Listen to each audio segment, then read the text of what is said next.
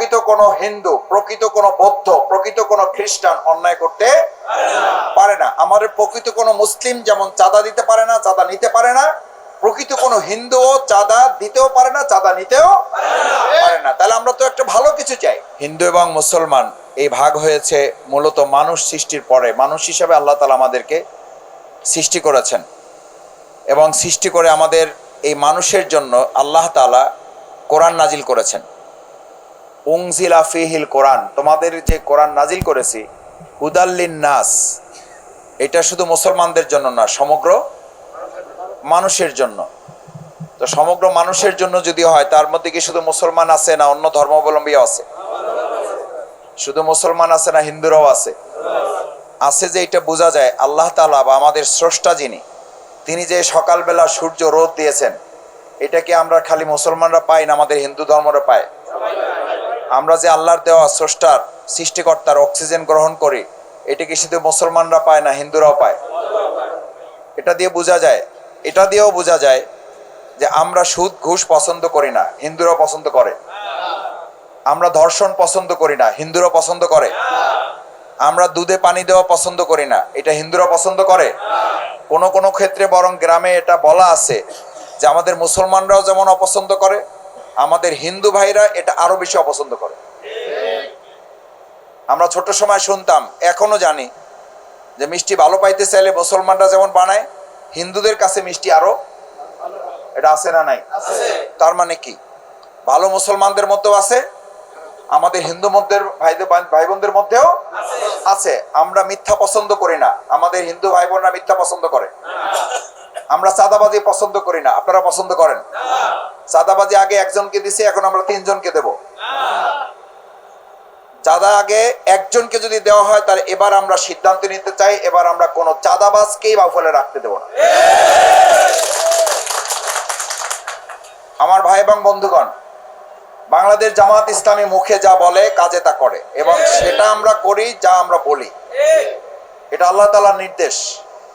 যে কোরআনের কথা আপনাদেরকে বলেছি, আপনারাও আপনাদের একটা ধর্মগ্রন্থে বিশ্বাস করেন, আপনাদের গীতা আছে, সেখানে এই সমস্ত ভালো কথা আছে না নাই? আছে।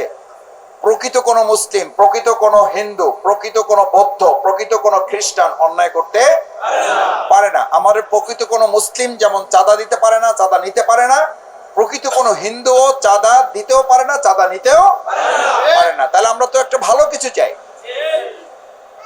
আমি আপনাদের কাছে শুধু এই কথাটুকু বলতে চাই, বিগত বছরগুলোতে আমি শফিকুল ইসলাম মাসুদ আজকে এখানে এসেছি, বিভিন্ন সময় এই বাউফলে বন্যা হয়েছে, ঝড় হয়েছে, ঘর বাড়ি ভেঙেছে, ক্ষতিগ্রস্ত হয়েছে, হিন্দুদেরও হয়েছে, আমাদের মুসলমানদেরও হয়েছে। আমরা কি শুধু মুসলমানদের পাশে দাঁড়াইছি না হিন্দুদের পাশেও দাঁড়াইছি? এখানে আপনারা আছেন, আপনারা সাক্ষী দিবেন।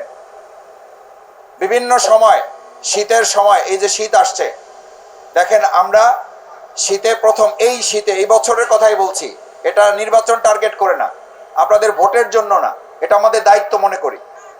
আমরা প্রথম শ্রমিকদেরকে দিয়েছি আমাদের বাউফল পাবলিক ফিল্ডে, বাংলা বাজারের ব্রিজের ওখানে সমিল, সেখানকার যারা শ্রমিকদের মাঝে আমরা শীত বস্ত্র কম্বল বিতরণ করেছি।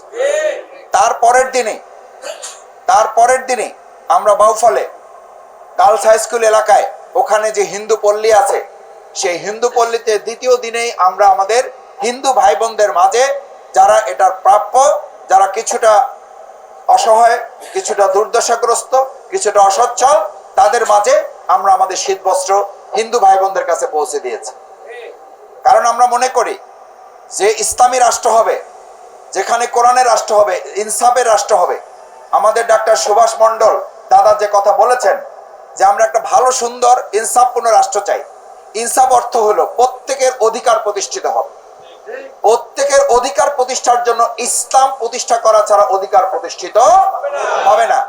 এই যে আপনারা যে মন্দিরে বসছেন, আমরা বাউফলে ইতিমধ্যে বেশ কিছু মসজিদ অনুমোদন করেছি। পাশাপাশি আমরা দেখেন, শুধু মসজিদ অনুমোদন করেই আমরা ক্ষান্ত হই নাই, আমরা মসজিদ অনুমোদন করেছি, আমরা স্কুল কলেজ মাদ্রাসা অনুমোদন করেছি, পাশাপাশি আমরা কিছু মন্দির সংস্কার এবং নির্মাণের কাজও আমরা অনুমোদন করেছি। কারণ আমরা মনে করি প্রকৃত ধর্ম চর্চা যদি করে মানুষ, তাহলে সে অন্যায় করতে পারে না। ঘুষ খাইতে, ঘুষ দিতে পারে না। আমরা সেই জন্য মসজিদ যেমন পরিচর্যা করি, মসজিদ যেমন আমরা নির্মাণ সংস্কারের জন্য কাজ করি, আমরা মন্দির নির্মাণ এবং সংস্কারের জন্য ভূমিকা রাখি। আমার ভাই এবং বোনেরা, আপনারা জানেন আমার ডাক্তার সুভাষ মণ্ডল দাদা যেমন একজন চিকিৎসক, আমার সহধর্মিনী, আপনারা অনেকে নাম শুনবেন, সে রাজশাহী হওয়ার পরে এখন তাকে অনেকে বাউফলবাসী হিসাবে জানেন। আমি তার সহ আগামীকালকেও আপনাদের দাওয়াত দিয়ে যাচ্ছি। আল্লাহ আপনাদের সবাইকে সুস্থ রাখুন আশা করি।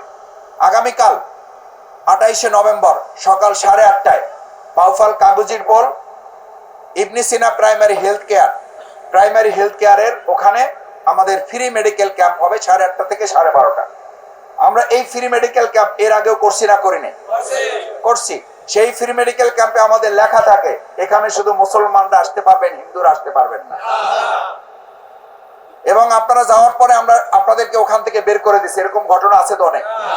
বরং আমাদের আলাদা লাইন করা থাকে যাতে করে আপনারা গিয়ে লাইনে আগে যারা থাকবেন তারা যেন দেখায় চলে আসতে পারেন।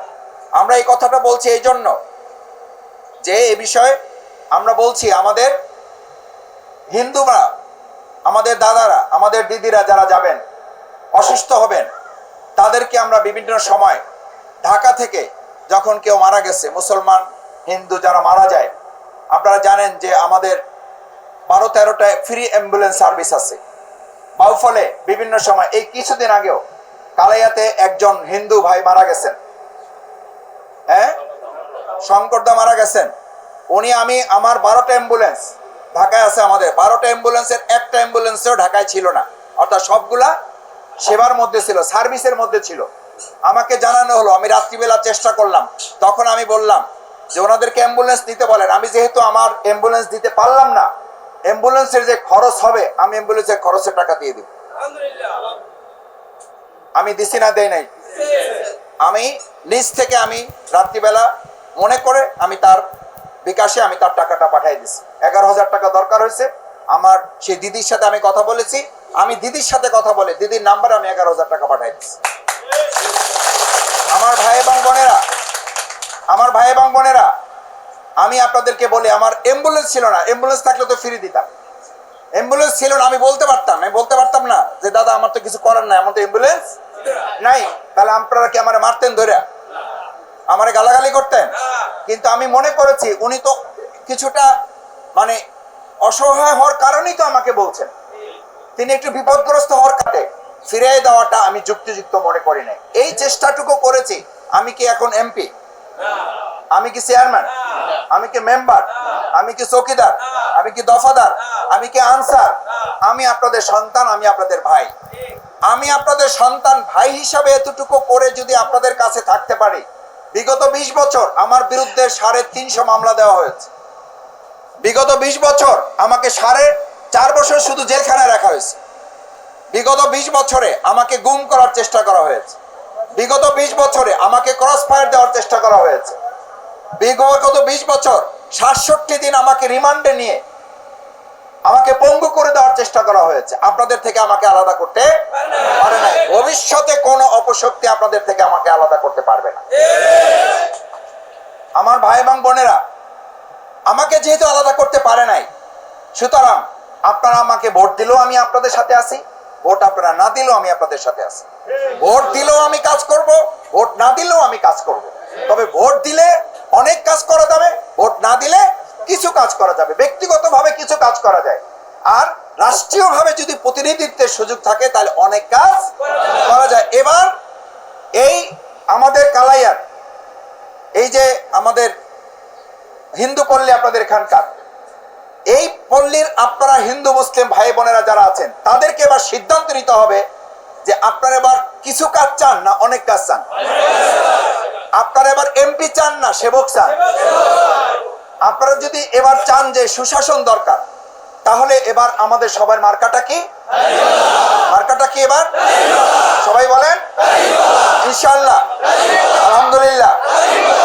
সবাই মিলে ভাই বোনেরা, হিন্দু মুসলিম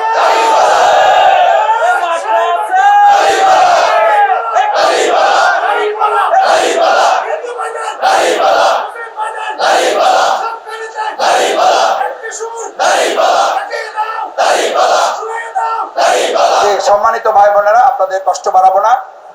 কালাইয়ার এখানকার আপনারা জানেন যে এই মন্দিরের জন্য ইতিমধ্যে মন্ত্রণালয়ের তহবিলের জন্য ফর্ম পূরণ জমা দেওয়া হয়েছিল এবং এ বিষয়ে ইতিমধ্যে আশ্বাস দেওয়া হয়েছে।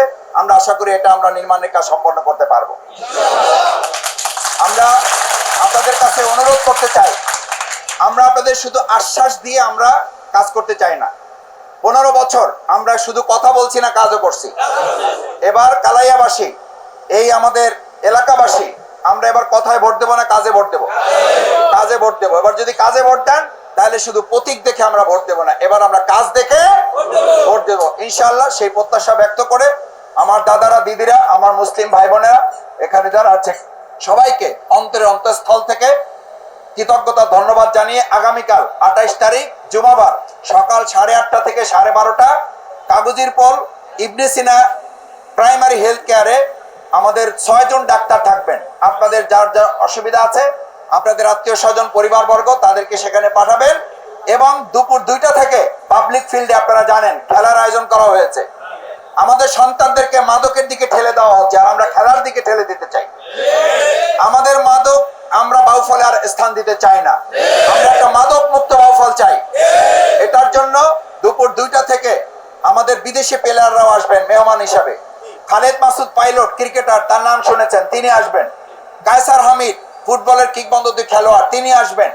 আমাদের ঢাকা বিশ্ববিদ্যালয় ইসলামী ছাত্র শিবিরের শাখা সভাপতি এবং ডাকসুর জিএস SM ফরহাদ হোসেন আসবেন। আপনারা সবাই যাবেন ইনশাআল্লাহ। 2:30টায় পাবলিক ফিল্ডে আপনারা সবাই, বন্ধু বান্ধব, আত্মীয় স্বজন আছে, মিলে আমরা সবাই সেখানে যাব। সেই আমন্ত্রণ জানিয়ে সবাইকে ধন্যবাদ জানিয়ে আমার কথা শেষ করছি। আমার মুসলিম ভাই বোনদের সালাম জানাচ্ছি, আসসালামু আলাইকুম ওয়া রাহমাতুল্লাহ। দাদা দিদিরা যারা আসছেন তাদেরকে আমি আন্তরিক শুভেচ্ছা, ধন্যবাদ, কৃতজ্ঞতা এবং মোবারকবাদ জানিয়ে আমার কথা শেষ করছি। আসসালামু আলাইকুম ওয়া রাহমাতুল্লাহ।